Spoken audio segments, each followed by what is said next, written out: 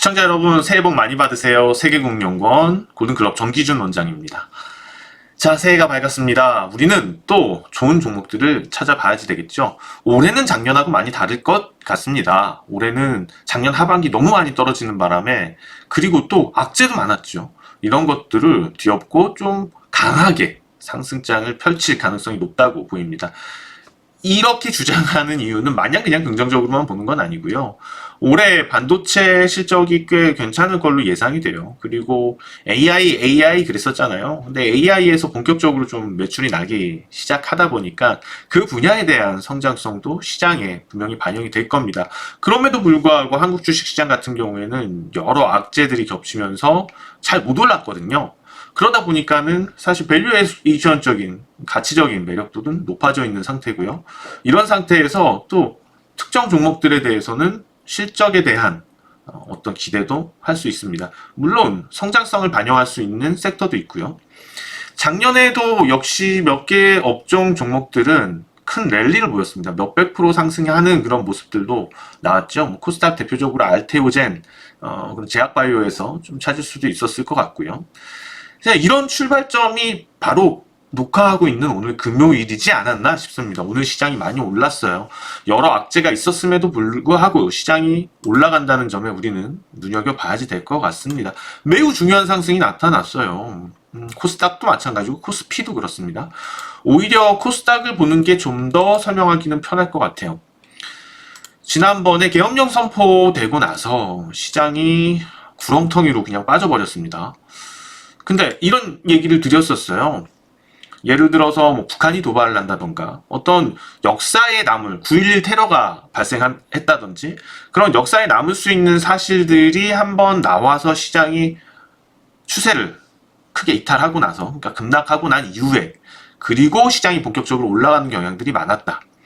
그러면은 그런 경향들이 많았다고 본다면 최근에 특히 이번 주 있었던 이런 강한 흐름, 코스닥의 강한 흐름은 지난 계엄령 때 시장에 있었던 악재가 좀 어떻게 시장을 다시 이끌어낼 수 있는, 상승으로 이끌어낼 수 있는, 추세를 전환시켜 줄 수 있는 그러한 역할을 하는 악재가 되지 않았었나. 그러니까 어떻게 보면은 이 당시를 놓고 본다면 정말 뭐 다시 돌아가고 싶지 않죠.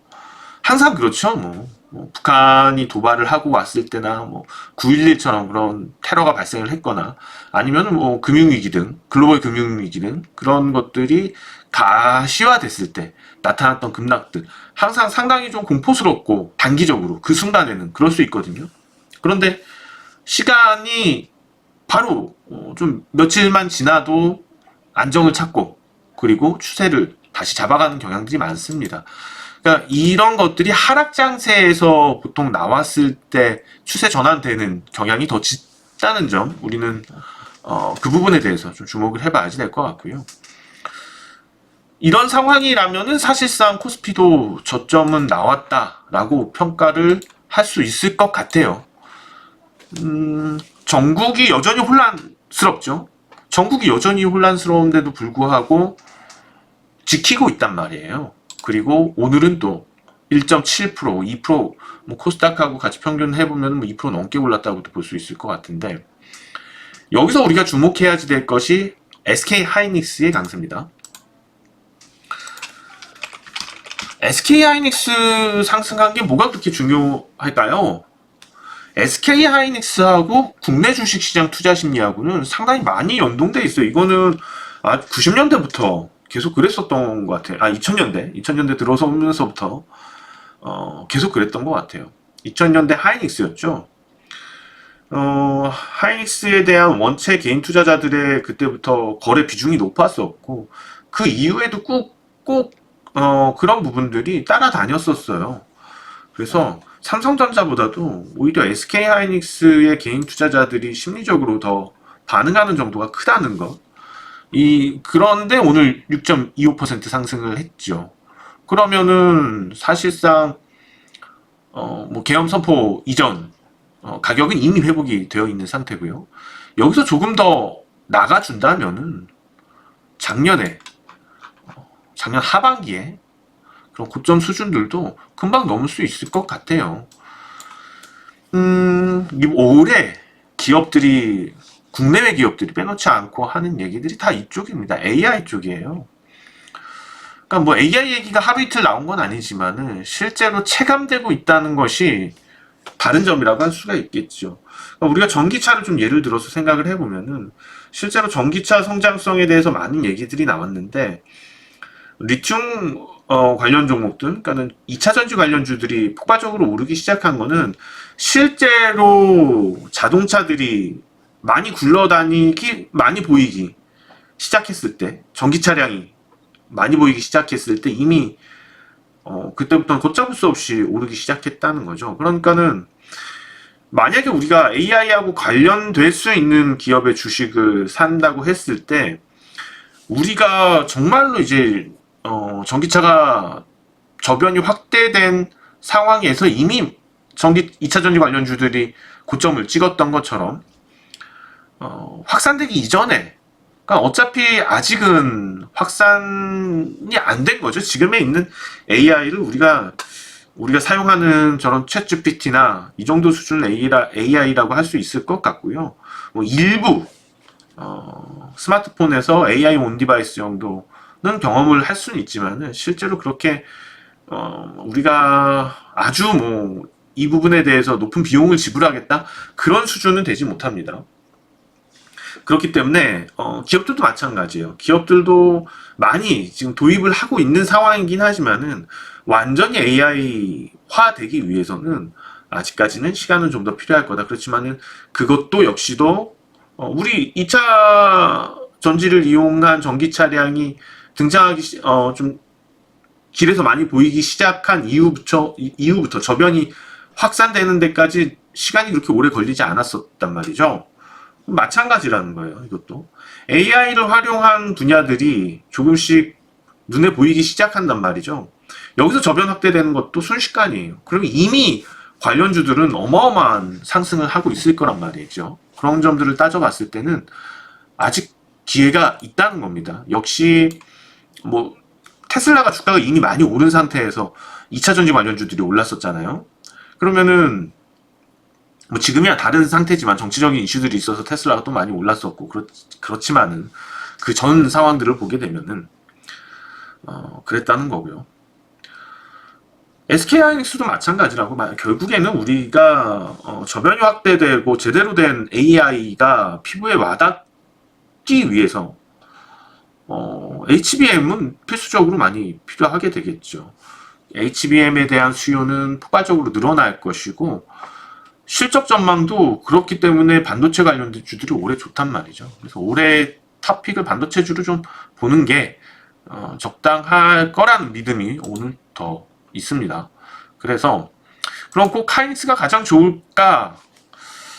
아니죠. 뭐 주가가 더 많이 올라갈 종목들이 좋죠. 하이닉스도 주가가 많이 올라갈 수 있겠지만은 한 3종목 정도 HBM 관련해서 종목들을 뽑아 볼 수 있을 것 같아요. 반도체 종목 3종목 SK 하이닉스 외에 한번 좀 보면은, 자, 먼저 DI입니다.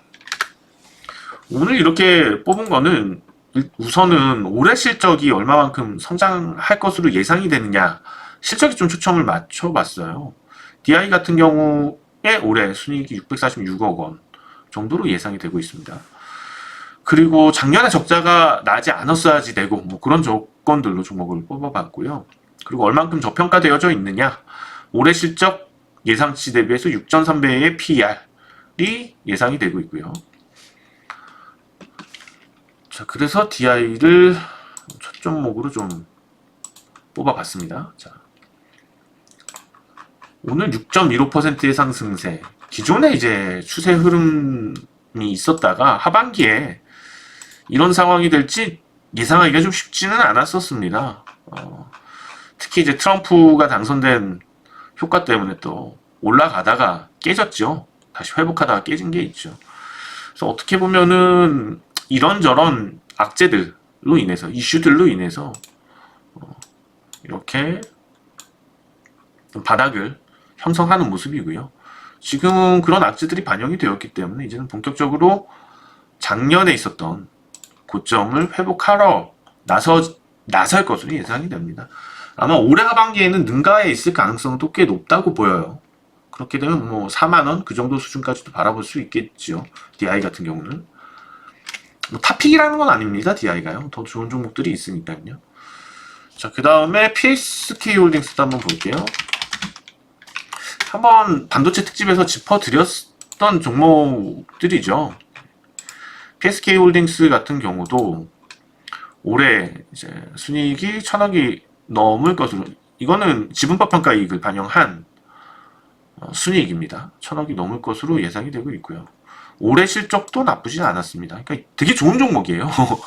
되게 좋은 종목, 안정적이고. 그래서 실적도 안정적인데 올해 또 이런 성장이 이루어질 것으로 예상이 되는데도 불구하고 8배의 PR밖에 적용받지 못하고 있습니다. PSK홀딩스도 뭐 주가 흐름은 비슷해요. 근데 많이 올랐던 측면이 있기 때문에 트럼프 당선 이후에 더 망가져 있죠. 네, 그런 건 있습니다. 그렇기 때문에 더 매력적일 수도 있다, 오히려 그렇게 보입니다. 문제는 이제 저항인데요. 이거를 매일매일 저항이 언제 뚫리나 저항의 조정을 받지는 않을까 그렇게 보고 있으면은 세워라 내워라 또 맨날 마음고생 해야지 되고, 그건 안 좋은 방법일 것 같고요. 좀 중기적인 시각에서 종목들을 바라볼 시점이라고 판단이 돼요. 장기적이라면은 뭐 2, 3년 이렇게 될 거지만은 우리가 중기적이라면은 한 6개월 전후한 길게는 1년, 짧게는 3개월 그 정도 기간을 볼 수 있을 거거든요.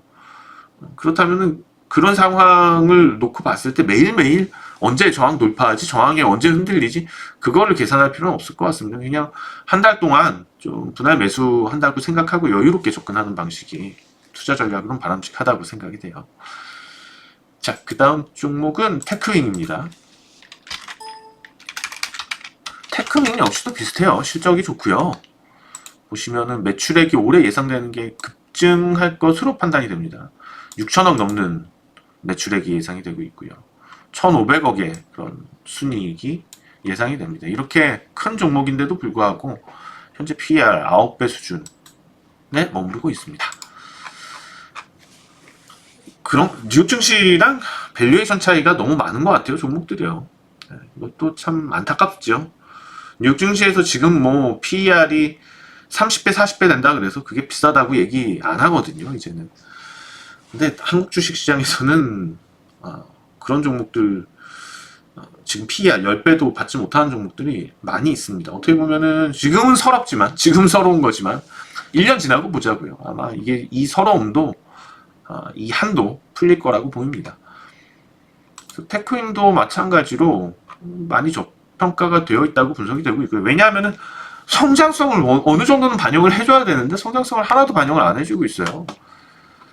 그런 점들까지 생각한다면은 테크윙도 매력적이다. 그래서 SK하이닉스도 좋지만은 SK하이닉스가 올라갈 때 더 탄력적인 종목들 보는 것도 좋겠다. 그래서 오늘 반도체 쪽에서는 PSK홀딩스, DI, 테크윙 올해 큰 성과를 좀 줄 가능성이 높은 쪽 탑픽으로 반도체를 봤고요. 자, 그러면 여기서 이어지는 부분이 AI입니다.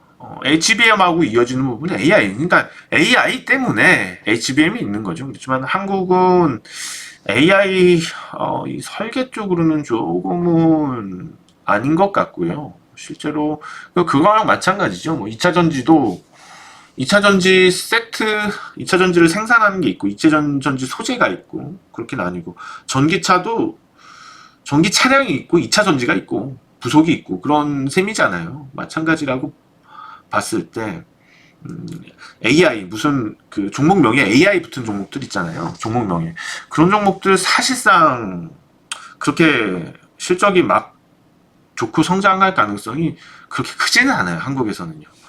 그게 조금 아쉽기도 하고 약점이기도 합니다. 그러면 AI 쪽으로 제대로 하더라도 KT 쪽이나 아니면 SK텔레콤이나 차라리 그 삼성전자나 LG전자 그런 쪽이겠죠. 자, 그렇다면 그 외에 제외를 하고선 최근에 눈에 보이는 거는 로봇 관련주예요. 레인보우 로보틱스 먼저 볼게요. 어마어마해요. 지금 일단은 삼성전자에서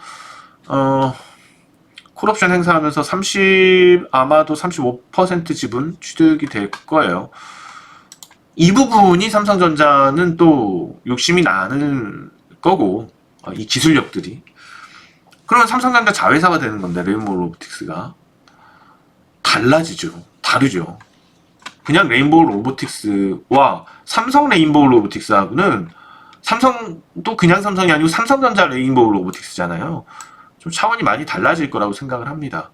그러면은 어떻게 보면은 시가총액 지금 제약바이오 쪽에서 시가총액 상위, 2차전지 쪽에서 2차전지 제약바이오가 시가총액 상위를 차지하고 있는데, 레인보우 로보틱스가 단숨에 코스닥 시가총액 1위를 차지할 수도 있지 않을까라는 생각을 해요.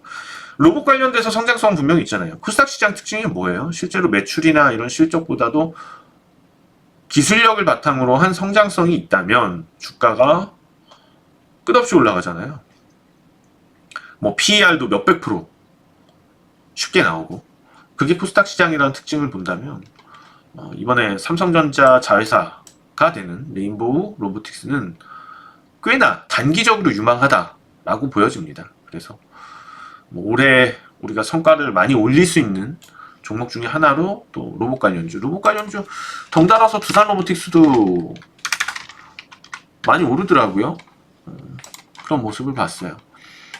그래서 실제로 글로벌 AI 섹터가 계속해서 성장성에 대해서 좀 보여주게 될 것으로 예상이 되기 때문에 HBM 관련주뿐만 아니고 이런 로봇 관련주까지도 우리는 올해 성과를 많이 줄 수 있을 가능성이 높다고 보시면 될 것 같습니다. 자, 그리고 또 놓치지 말아야지 될 부분이 있습니다. 바로 제약바이오 쪽인데요. 잠깐 얘기가 나왔었는데 뭐 여러 종목들이 있어요. 그 중에서 잘 잡아가야 될 텐데, 우선은 시가총액이 가장 크고 알테오젠이 뭐 시가총액 코스닥 탑이잖아요. 근데 HLB도 살아나고 있거든요. HLB 무시 못합니다. 좀 빠르게 볼게요. 바이오 종목들은요. 우선은 굵직한 쪽에서는 HLB 무시 못하고요. 어쩌면은 1년 안에 알테오젠하고 HLB 시가총액 바뀔 수도 있어요. HLB가 능가할 수도 있어요. 알테오젠을요. 시가총액은. 그 다음에 또 아직 리가켄바이오가 알테오젠처럼 되기 위해서 무단한 노력이 있었음에도 불구하고 트럼프 당선 이후에 트럼프 당선이 유력해지고 그 이후부터 좀 많이 망가졌죠. 그랬었는데 다시 살아나고 있습니다. 다시 살아나고 있기 때문에 이것 또한 관심거리고 이슈거리지 않을까 보고 있고요. 그 다음에 한 종목 더 본다면 펩트론이 아니고 펩트론. 자꾸 펩트론도 참 괜찮은데 안 움직였다가 최근에 안정을 많이 찾았죠. 추세가 잘 지켜지고 있고요. 그래서 바이오 쪽 한국의 이런 가능성 있는 제약 바이오 업체에 대한 꾸준한 수급 유입이 있기 때문에 알테오젠에서 봤었지만은 주목해야지 됩니다. 그리고 제가 사실 좀 추천해 드릴 만한 바이오 쪽에서 두 종목은 단기적으로 이거는 자, 비보존 제약하고요. 샤페론이에요. 두 종목 다 큼지막한 뉴스들을 가지고 있어요. 그럼에도 불구하고 그런 부분들을 반영을 못하고 있단 말이죠. 샤페론도 이제 좀 글로벌화 되어 있고요. 세계 무대에서 충분히 좀 명함을 내밀 만한 상황이 되었고, 그렇지만 그런 것들이 잘 반영이 안 되죠. 이제 뭐 JP모건 컨퍼런스 같은데 참가하고 하면서 아마도 좋은 투자자를 또 만나게 되겠고,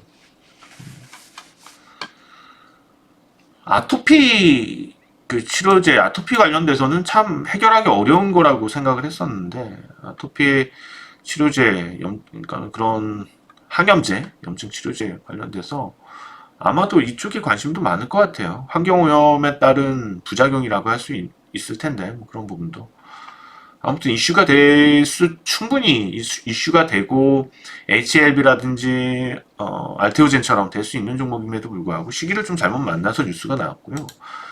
비보존 제약도 뭐 그런 식으로 따지면은 마찬가지일 거라고 보여요. 비보존 제약도 큼지막한 이슈가 있었지만 그럼에도 불구하고 참 매물벽에 부딪히고 또 시장 악재에 부딪혀서 가지를 못했었죠. 그렇지만은 다시 도약할 거라고 봅니다.